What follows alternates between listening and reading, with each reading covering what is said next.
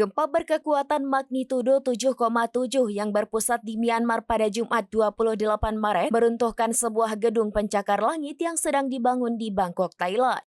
Gedung pencakar langit setinggi 30 lantai tersebut ambruk usai guncangan dahsyat akibat gempa kembar atau double earthquake.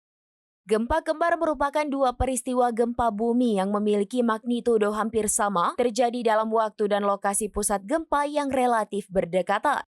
Melansir Serambi News pada Sabtu 29 Maret 2025, sebanyak 43 pekerja dilaporkan terjebak di dalam reruntuhan gedung tersebut.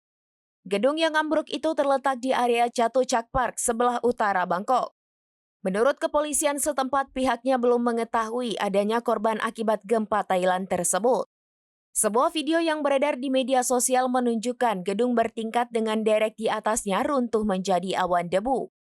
Sedangkan warga yang berada di sekitar berlarian dengan histeris mencari tempat aman. Polisi mengatakan kepada The Associated Press, mereka menanggapi kejadian di dekat pasar Chatuchak yang populer di Bangkok. Namun pihaknya tidak memiliki informasi langsung tentang berapa banyak pekerja yang berada di lokasi tersebut pada saat gedung runtuh. Foto-foto yang diambil dari lokasi kejadian menunjukkan gedung setengah jadi itu hancur menjadi puing-puing dan balok logam ringsek parah dalam hitungan detik setelah guncangan gempa terasa. Laporan otoritas darurat Thailand menyebut ada 50 orang di dalamnya ketika gedung setengah jadi itu ambruk tiba-tiba. Menurut Institut Nasional untuk Kedokteran Darurat, ada sekitar 43 orang dan semuanya pekerja yang terjebak di dalam reruntuhan gedung. Sementara sebanyak 7 orang lainnya mengalami luka-luka dalam insiden tersebut. Hei, hei, ข้างบนแม่งแกว่งแล้ว